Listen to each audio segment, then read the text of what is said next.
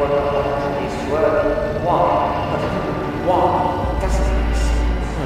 back to normal. Now to confront the people behind us. Aha, gotcha.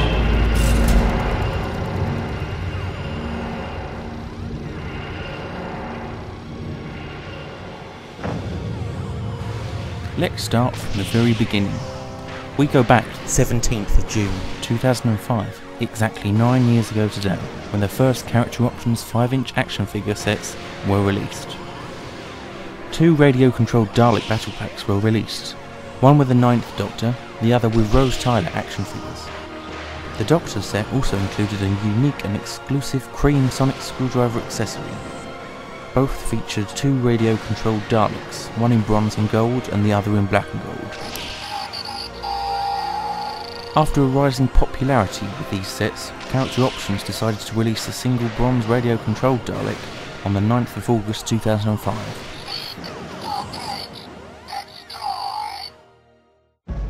The success of these first 3 Dalek sets was a major part in the history of the action figure line, and on the 19th of December 2005, the first wave of action figures was released. This first wave included the 10th Doctor in suit, the 10th Doctor in overcoat with sonic screwdriver accessory, Rose Tyler and K9, Cassandra and 3 robot spiders, the Mox of Balhoun and 2 robot spiders, Slitheen, Sigrax leader and accessories, and the Argos exclusive 9th to 10th Regeneration Pack released on the 20th December 2005. The first wave also contained a few exclusive when looking at re-releases. The packaging for starters contains no series number. This was later introduced and was kept all the way up until 2010. All but the Doctors of this wave were re-released with a new packaging and a slight repaint. Examples include the first release Slitheen is a much lighter green than the re-releases with the Space Pig or Skin Suit, as you can see here. This is also the first Character Options figure to have ball joints at the shoulder. This is also the case for the Mox of Balhoun. The second release is a darker blue than the first release. Cassandra is slightly lighter and also more obvious veins than the first release. The Sigrax leader has slightly changed colour and also the plastic used has changed. For example, the head on the re-release is a bit more rubbery than the first release. The Rose in this first wave was already a repaint of the Battle Pack version, which had much brighter colours. K9 was released a couple more times in the future in rusty and non-rusty variants. The Regeneration Pack was not re-released, but the 10th Doctor regenerated figure was re-released in 2008 with new packaging and improved upper arm articulation.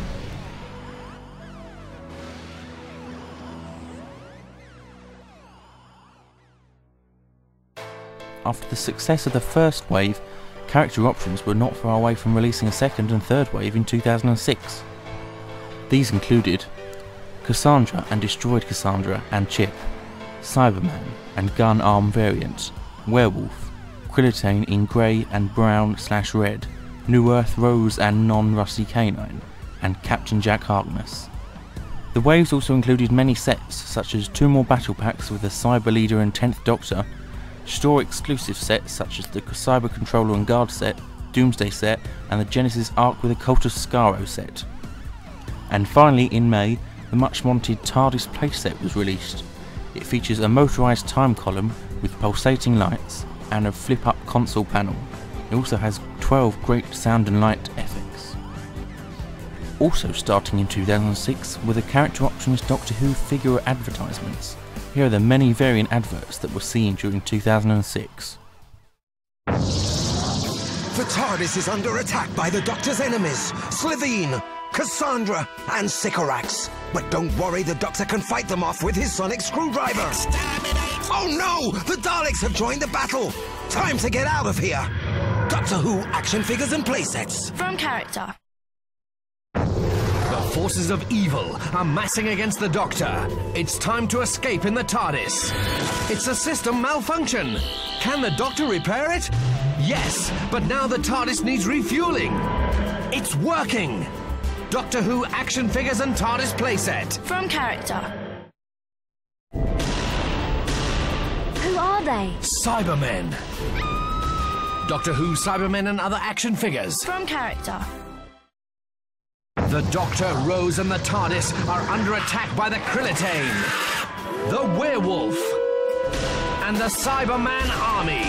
But trusty K9 and the Doctor can fight them off. Maximum defense mode. Let battle commence. Doctor Who action figures and playsets. From character. Run for your life, Rose. Doctor Who, Werewolf and other action figures. From character. And by the end of 2006 and going into 2007, there was a redesign of the packaging, showing the series that the figures are from. This also allowed for a load of new figures and the odd re-release. There were many new figures, such as the Autons, Clockwork Droids, Daleks, the Ood, the Hoax, the Empty Child, Gelth Zombie, Dr. Constantine, Sarah Jane Smith, Mickey Smith, as well as a few deluxe figures, such as the Face of Bo, Empress Arachnos and Reaper figures. Up until 2007, there had been no exterior TARDIS toy that fitted the 5-inch figure range. Many just used the TARDIS money bank, which was okay, but character knew that this needed to be addressed. In 2007, we finally got our hands on an accurate and fantastic flight control TARDIS, featuring 8 motion activated sound effects, flashing lantern and interior lights, and opening doors. This now meant that we had an exterior and interior TARDIS for the action figure range. We then move on to the Series 3 range, released May/June 2007.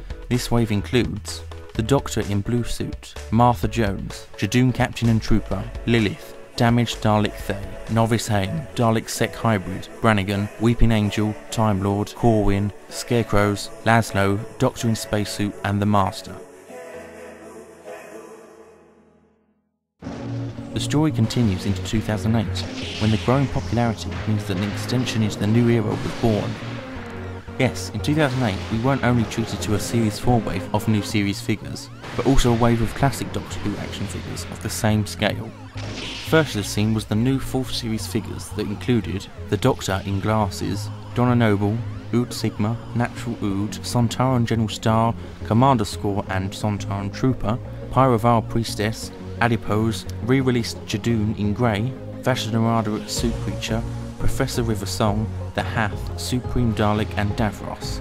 This also allowed for a few others including collect and build waves for the Vespiform, Cybermen wave, and a Series 1 to 3 revisited wave for the Gelth, and also for a few sets such as the Voyage of the Dam set, the Sontaran Stratagem set, and the Stolen Earth set. In August 2008, the first waves of the Classic series were released. These included D48 and SV7 robots, the 4th, 5th and 6th Doctors, Magnus Greel and Mr. Sin, Zygon and Sea Devil. This was a collect and build wave to make a larger K1 robot. They also released 2 collector Dalek sets, the first containing a Dead Planet Dalek, Planet of the Daleks Supreme, and Genesis of the Daleks Dalek. The second, later re-released in 2012, featured a Saucer Pilot Dalek from Dalek Invasion of Earth, the Emperor's Guard Dalek from Evil of the Daleks, and Supreme Dalek from Day of the Daleks.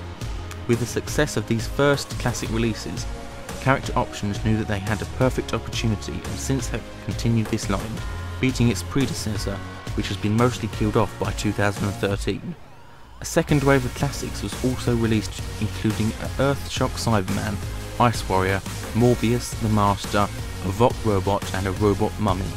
Since then, they have released many other classic sets. These include Silver Nemesis set, Revenge of the Cybermen set, 4th Doctor Adventure set, Remembrance of the Daleks set, 7th Doctor and TARDIS, 7th Doctor and Remembrance Dalek, 6th Doctor and Stealth Cyberman Twin Pack, Real-Time 6th Doctor, 6th Doctor Regenerated, 5th Doctor Regenerated, Planet of the Fire set, Warrior's Gate 4th Doctor, 4th Doctor and TARDIS, 3rd Doctor and Giant Maggots, 3rd Doctor and Sea Devil, 3rd Doctor and Death of the Daleks Dalek, the 2nd Doctor and Tomb Cyberman, the 1st Doctor and Black Saucer Dalek, 1st Doctor and TARDIS from An Unearthly Child, the Master and Axon set, Perry and Seal, Resurrection, Revelation, Genesis and Destiny of the Daleks Collector's sets, Sontaran Experiment set, Time Warrior set, Master with Computer Bank TARDIS,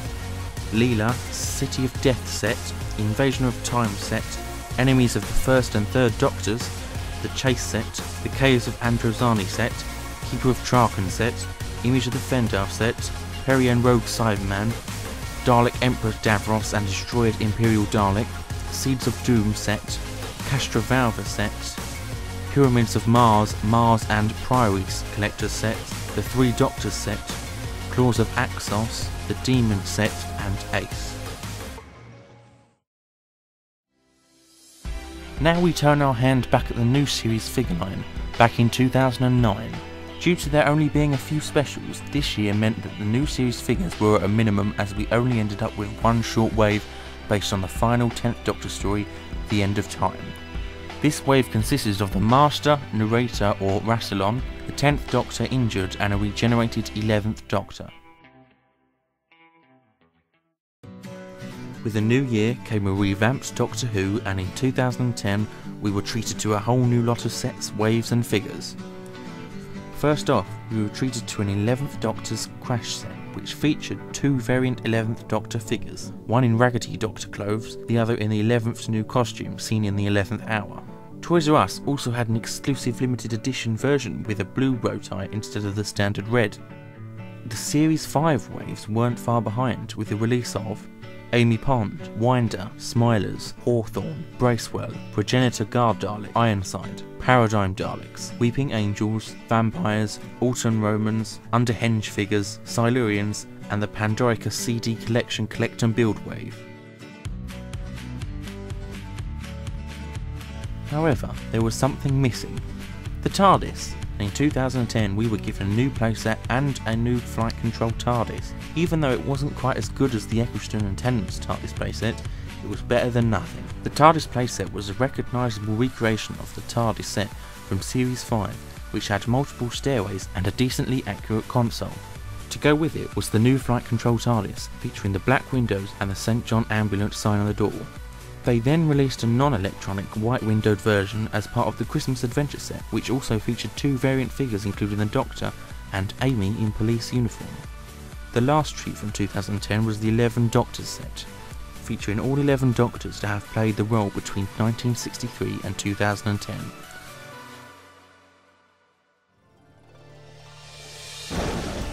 Now, as many of you know, 2011 was the turning point in the 5-inch new series figure line. Before, the ever-growing line had succeeded. In 2011, that all changed. In 2011, we were given a mixed lot of figures from Series 6 and a few from Series 5. These included Amelia Pond, River Song, The Silent, Nephew, Idris Uncle, Peg Doll Soldier, Cybermans, Astronaut, a few damaged Cybermen variants, and also endless 11th Doctor figures such as With Beard or Stetson. With these endless variants making it cheaper for character options than producing new sculpts, it did mean that the interest was lost and reputation damaged.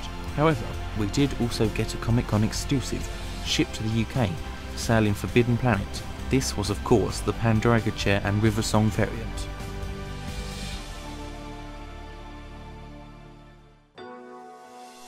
Due to there not being a full series in 2012 and only 6 episodes at the end of the year, character options had nothing to go on for a new wave of figures. However, they tried in the form of a wave of sound effects Daleks, due to Asylum of the Daleks, each featuring Dalek voices suited to the era they were from.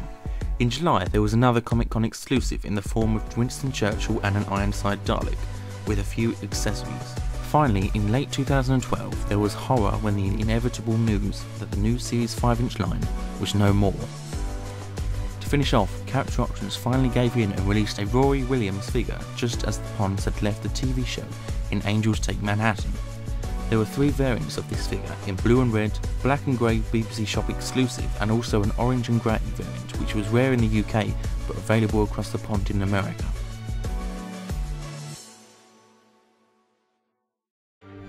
With the new Series 5-inch figure line mostly dead by 2013, Capture Options decided to focus more on the mass market.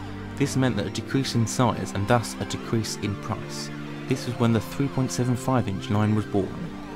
This first wave of 3.75-inch figures included the 11th Doctor, Clara Oswald, Dalek, Cyberman, Ice Warrior and a Weeping Angel.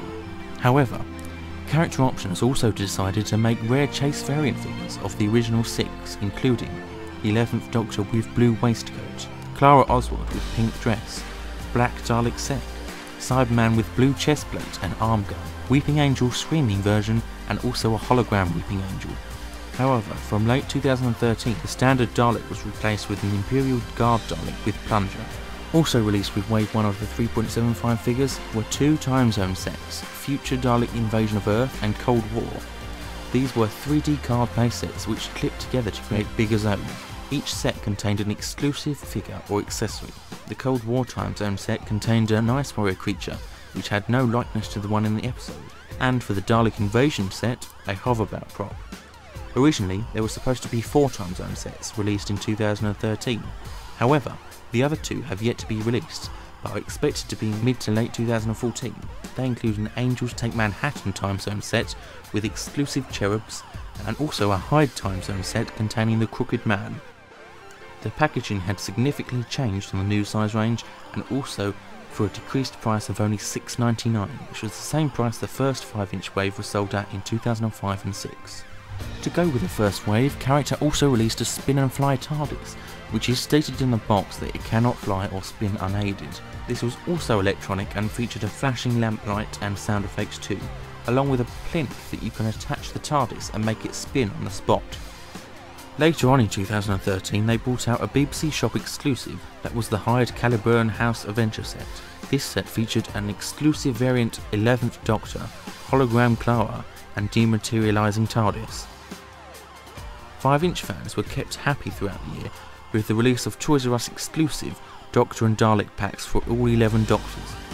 After the incredibly popular 50th anniversary special The Day of the Doctor, fans of the 5-inch range were happily surprised to find out that there would be a 5-inch Other/War Doctor figure released early 2014, exclusive to Forbidden Planet.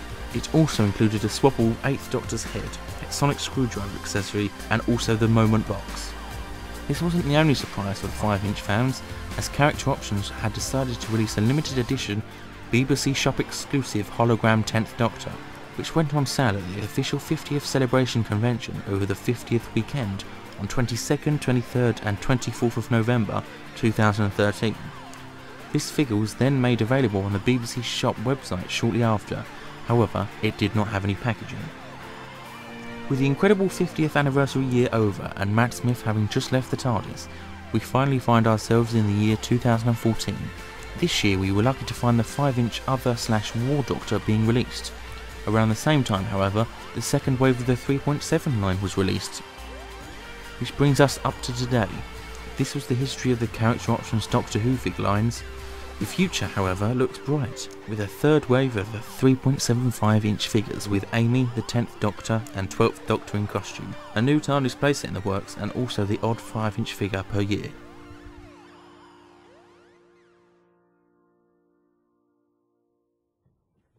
With over 37,500 videos, Figure Adventures is a large and growing community on YouTube.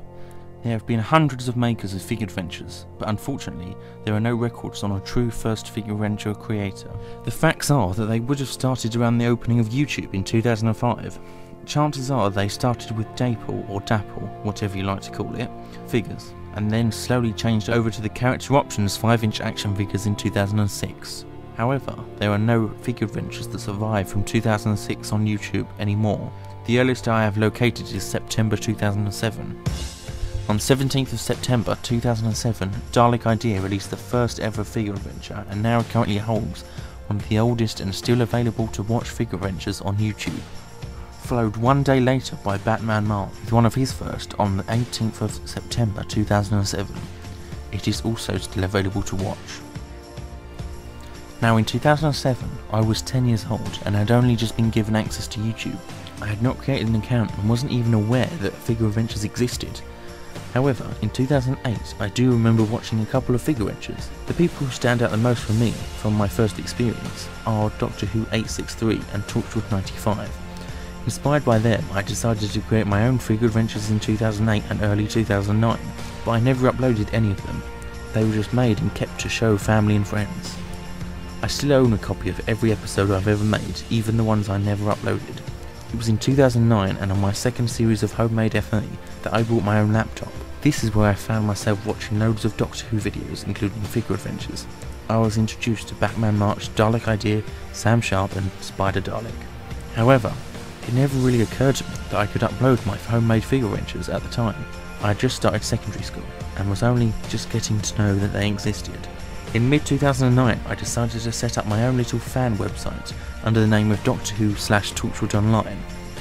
The website is still available right now. I will post a link in the description. I then decided to create another website for the new 2010 series called Doctor Who/Torchwood Online 2010.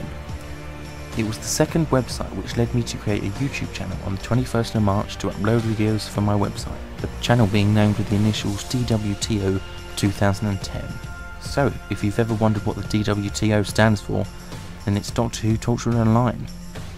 It was during 2010 that I would find myself being lured into the figure adventures community. It was late 2010 when I finally decided to reach out into figure adventures, and on the 24th of November, DWTODWFA was born.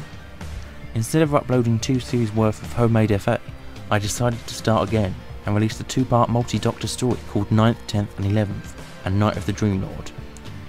It was okay. Everyone had to start off with a poor first episode.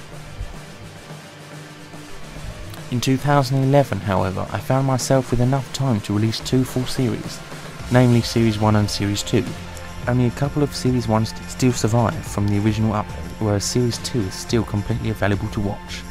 Every episode from the beginning until Series 2 had text instead of voices. However, with a few people suggesting and finally plucking up enough courage, I finally changed over to voiced FA for episode 6 of Series 2.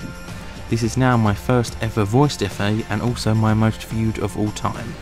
Towards the end of 2011, myself and Spider Dalek were in discussions to create a joint 3rd series for 2012. It was due to air in July 2012, but we both didn't find enough time to complete enough episodes, so it had to be postponed until August. In August though, there were a few crashes, and also while on holiday, my accommodation was broken into and they stole my camera. Luckily, I hadn't taken my laptop and had backed up all but 1 episode worth of filming. This episode was The Abandoned Celeste, which I had to refilm once I had bought a second-hand camera after getting back home. With these setbacks, we had no other choice than to shorten the series to what is now known as Series X. For 2013, it was time for a celebration and to try a few new things. With the 50th anniversary constantly looming and my final year of exams before leaving school, this was going to be a very hectic year. Starting off great, 2013 saw me conclude the large-scale finale of Series X in Escape from the Insanity Pit. Getting closer to exams, I decided to make a few minisodes and remaster most of Series 1 with the voices, as this wasn't too much work but gave people something to watch. During that time, I was thinking up ideas for the 3rd series of FA. In April 2013, I had just begun production on a 3rd series consisting of 4 long and epic-scaled stories. This was the month when everything changed. Starting off with a reasonable 300 subscribers, it suddenly started increasing faster than I ever thought imaginable. In May, I had begun work on my 50th anniversary special, however the main production didn't begin until September. By June I was getting 10 subscribers a day, and on one day managing to reach 45 subscribers in just that day. I was absolutely blown away.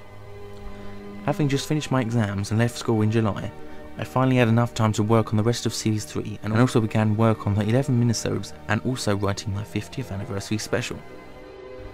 August was a great month for me, having been to Cardiff and been on the TARDIS set tours. I also managed to film on Southern Down Beach, aka Bad Wolf Bay, for my 50th and 11th minisode. Also finding time to go on location to Hever Castle for the 10th minisode and finally build a brand new updated 2013 TARDIS set for FA. September, I had just started college and was settling in, while I was still writing my 50th anniversary special. In October I managed to find time to complete Series 3 with Portals in Time and also get out the 11th minisode.